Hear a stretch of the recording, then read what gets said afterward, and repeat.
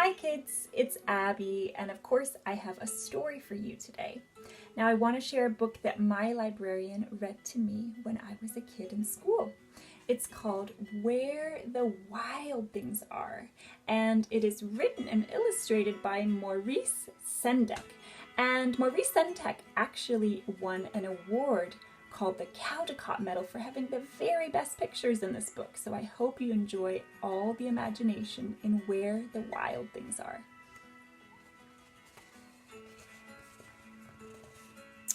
The night Max wore his wolf suit and made mischief of one kind and another.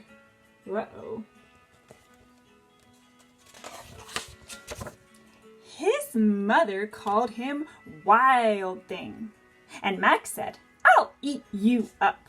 So he was sent to bed without eating anything. And that very night, in Max's room, a forest grew. And grew. Wow.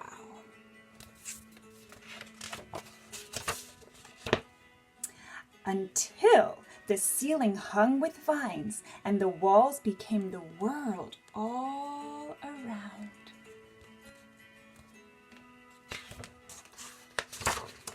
And an ocean tumbled by with a private boat for Max. And he sailed off through night and day, and in and out of weeks, and almost over a year, to where the wild things are.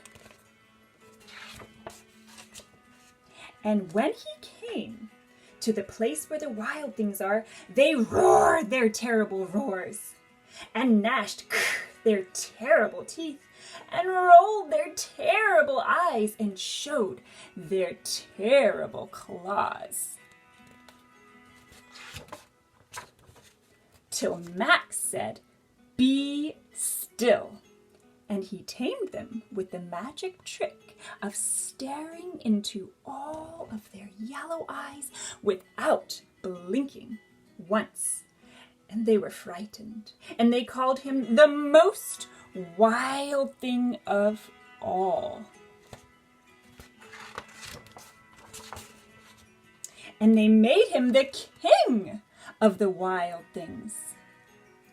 "And now," cried Max, "let the wild rumpus start!" Do do do do do do do do do do.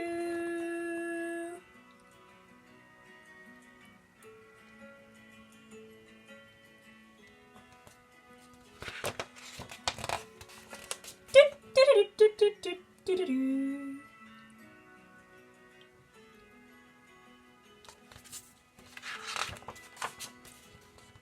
Do, do, do. He is the king. "Now stop," said Max, and sent the wild things off to bed without their supper. And Max, the king of all the wild things, was lonely, and he wanted to be where someone loved him best of all. Then all around from far away across the world, he smelled good things to eat. So he gave up being the king of where the wild things are. But the wild things cried, "Oh, please don't go. We'll eat you up. We love you so." And Max said, "No." The wild things roared their terrible roars, and gnashed their terrible teeth, and rolled their terrible eyes, and showed their terrible claws. But Max stepped into his private boat and waved goodbye. And he sailed back over a year and in and out of weeks, weeks and through a day and into the night of his very own room, where he found his supper waiting for him. And it was still hot. And that's the end of Where the Wild Things Are. I hope you enjoyed it. When I was a kid, every time I heard it, I thought, I wonder if Max really went to the place where the wild things are, or do you think it was all just a really wonderful dream? We don't know, but it was a great story either way. Bye, kids.